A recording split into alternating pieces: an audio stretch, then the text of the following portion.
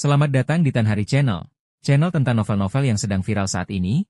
Mohon bisa di-like dan subscribe ya. Terima kasih. Ayah, saudaraku telah ditangkap. Kita harus menemukan cara untuk menyelamatkannya. Jika semuanya gagal, kita bisa menyerang kota Feihu dan bertarung sampai mati. Kata Niuli pada si lalat. Jangan khawatir, meskipun mereka menangkap saudaramu, mereka hanya ingin memerasku dengan imbalan harta karun dan sejumlah sumber daya. Mereka tidak akan melakukan apapun kepada saudaramu. Membunuh saudaramu tidak akan ada gunanya bagi mereka. Si lalat Godfly tidak khawatir saat itu, karena dia tahu bahwa kota Feihu tidak ingin membunuh siapapun, mereka hanya ingin mengancamnya. Tapi kau tidak bisa tidak menyelamatkan saudaramu, kan? Kata Niuli. Siapa bilang kita tidak akan menyelamatkan mereka? Kita hanya perlu menunggu. Flying Tiger City akan menghubungi kita atas inisiatifnya sendiri. Lalat pengganggu itu melirik Niuli dan berkata, tidurlah lagi. Kamu tidak perlu khawatir tentang masalah ini. Meskipun Niuli tidak yakin, dia berbalik dan pergi. Sapi tua, di mana harta karun itu? Bisakah kau membawaku melihatnya? Chen Ping sangat penasaran dengan tempat harta karun itu. Saudaraku, tanah harta karun itu hanya bisa dibuka sekali setiap 1000 tahun. Sekarang sama sekali bukan saat yang tepat. Jika kamu memaksakan diri masuk, kamu akan ditekan oleh jalan surga dan masa hidupmu akan sangat berkurang. Kata si lalat pengganggu, kehilangan umur. Chen Ping agak terkejut, mengapa ada penindasan seperti itu dari surga. Bahwa aku melihatnya terlebih dulu, tapi aku tidak harus masuk. Melihat Chen Ping bertekad untuk pergi, Godfly hanya bisa mengangguk dan berkata, baiklah, aku akan mengantarmu ke sana terlebih dahulu, tetapi jangan impulsif. Jika kamu masuk dan tidak keluar hidup-hidup, itu akan merepotkan. Jangan khawatir, aku tahu apa yang kulakukan. Chen Ping mengangguk. Lalat pengganggu membawa Chen Ping ke tempat harta karun, sementara Feng Xian dan Bai Yi memilih tinggal di rumah tuan kota. Chen Ping mengikuti lalat itu dan terbang selama beberapa jam. Ketika dia merasa hendak terbang keluar dari seluruh wilayah suku binatang, dia akhirnya berhenti. Melihat tanah tandus di mana-mana, Chen Ping mengerutkan kening dan bertanya, apakah ini masih wilayah kota Badakmu? Mereka telah terbang ribuan mil. Jika ini masih wilayah Rhino City, maka Rhino City terlalu besar. Ya, ini masih wilayah kota badak kita, tapi kedepannya adalah wilayah kota harimau terbang, dan tanah harta karun ini adalah tempat di mana kota harimau terbang dan aku sering bertempur memperebutkannya. Tetapi masih ada lebih dari 300 tahun sebelum tanah harta karun itu dibuka. Mengapa kota Feihu begitu tidak sabar?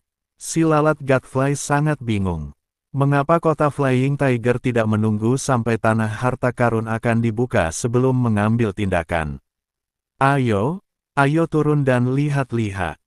Setelah berkata demikian, Chen Ping jatuh lebih dulu. Si Godfly mengikutinya dari dekat dan kedua lelaki itu terjatuh ke tanah. Chen Ping menemukan bahwa hanya beberapa mil jauhnya dari mereka, ada tanda yang jelas terlihat dengan mata telanjang di tanah. Tampaknya ada garis pemisah di tanah, dan warna tanahnya berbeda.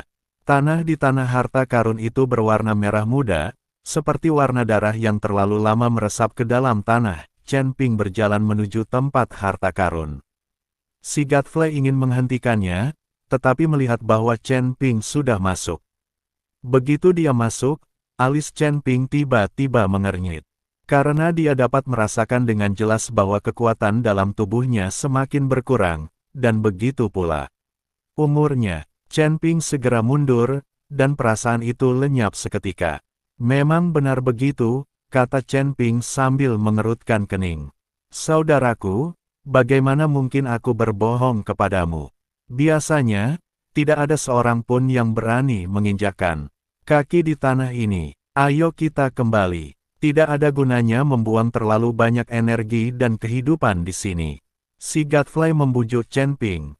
Chen Ping tidak bergerak, tetapi menatap tanah harta karun di depannya, lalu bertanya, kamu mengatakan ini adalah penindasan hukum surgawi. Jika kita dapat melanggar hukum surgawi ini, apakah semuanya akan baik-baik saja? Lalat Godfrey tertegun sejenak, lalu tertawa dan berkata, saudaraku, meskipun kamu memiliki kekuatan dan darah naga emas, tempat ini berada di bawah tekanan Dao surgawi. Bagaimana kamu bisa menembus Dao surgawi? Chen Ping tidak mengatakan apa-apa, melainkan memanggil pedang pembunuh naga dan berjalan menuju tempat harta karun itu lagi dengan tatapan penuh tekad di matanya. Saat dia menaiki tangga menuju surga, dia bisa menghancurkan segel Dao Agung, dan kemudian dia mungkin juga menghancurkan jalan surga. Si lalat Godfrey memandang Chen Ping dan ingin berbicara untuk menghentikannya, tetapi kemudian dia berubah pikiran dan memutuskan untuk membiarkan Chen Ping menderita sedikit. Mungkin dia akan kembali bersamanya. Chen Ping, memegang pedang pembunuh naga, berjalan ke tempat harta karun itu lagi. Perasaan aneh itu datang lagi, tetapi kali ini Chen Ping tidak panik.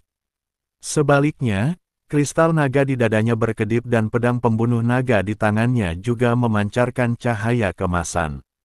Merusak, Chen Ping tiba-tiba mengayunkan pedang pembunuh naga di tangannya ke depan. Energi pedang berubah menjadi naga emas, meraung dan menyerbu menuju ruang kosong di depan. Berdengung, saat energi pedang dan naga emas menghilang, seluruh wilayah udara mulai bergetar. Dan perasaan aneh itu lenyap seketika di bawah pedang ini. Baiklah, kata Chen Ping sambil menyimpan pedang pembunuh naga. Apa? Si Godfrey tertegun, lalu menatap Chen Ping.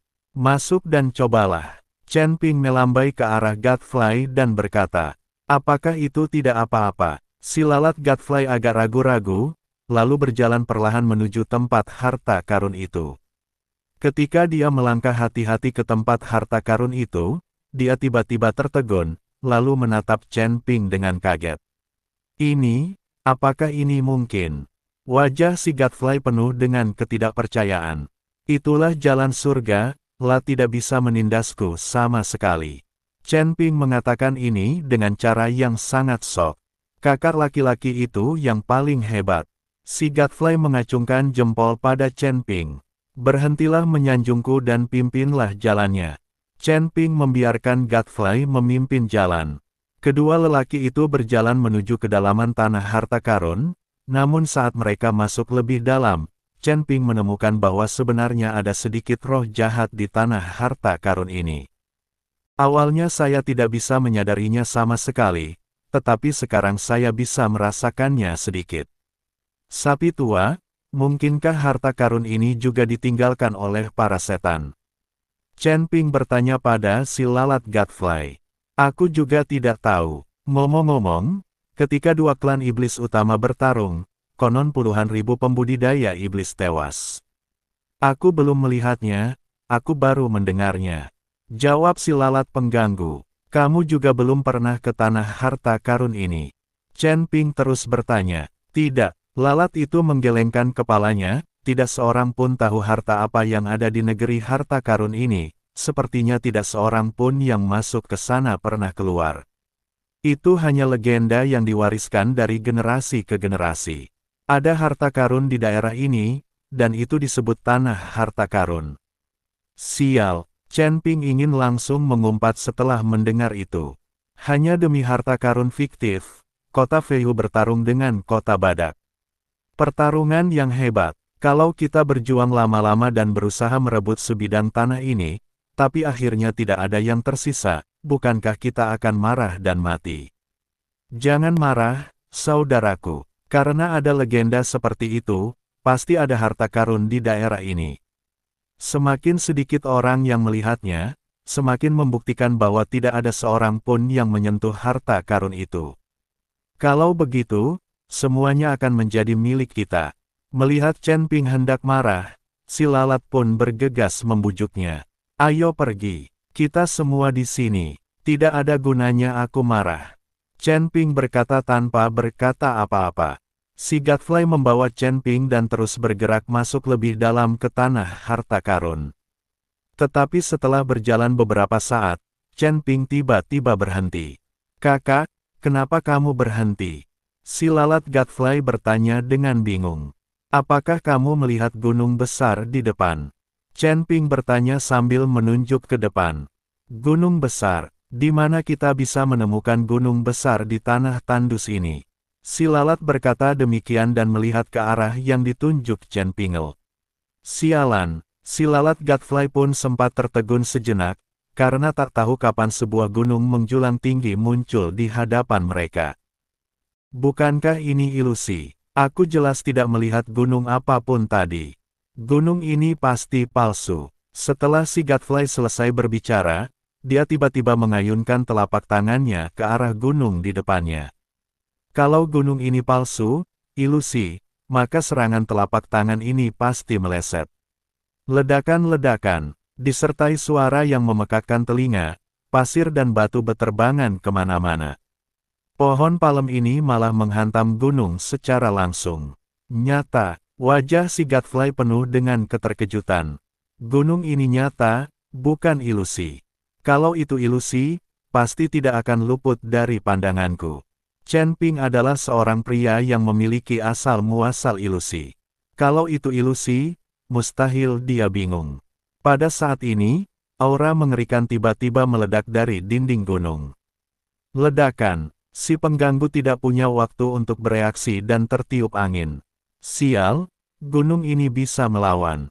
Apakah gunung ini hidup? Si lalat Godfly kebingungan. Dia memukul gunung itu dengan telapak tangannya, namun dia tidak menyangka gunung itu akan membalas pukulannya. Akankah gunung ini juga membalas dendam? Ada formasi di gunung ini. Serangan telapak tangan yang baru saja kau lakukan dibalas oleh formasi itu. Chen Ping berkata sambil menatap pegunungan di depannya. Chen Ping melihat ada cahaya keemasan berkelebat di dinding gunung, dan aura yang meletus sangatlah kuat. Pembentukan, si lalat Godfly tampak sedikit terdiam dan berkata, apa yang harus kulakukan? Aku tidak pernah tahu ada gunung di tanah harta karun ini. Apalagi ada formasi di gunung itu. Formasi kecil tak dapat menghentikanku. Chen Ping berjalan ke kaki gunung dengan sangat angkuh, menatap puncak gunung yang menjulang tinggi, merentangkan kedua telapak tangannya, dan pedang pembunuh naga pun muncul dalam sekejap. Ledakan, Chen Ping hanya mengayunkan pedang ke arah dinding gunung, dan cahaya kemasan di dinding gunung hancur, dan formasinya langsung hancur. Setelah formasi itu pecah, muncullah tangga batu berkelok-kelok di kaki gunung. Tangga batu ini mengarah langsung ke perut gunung, memberi kesan seram bagi orang-orang. Kakak keren banget. Melihat hal itu, si Godfly tak kuasa menahan diri untuk tidak mengacungkan jempol kepada Chen Ping.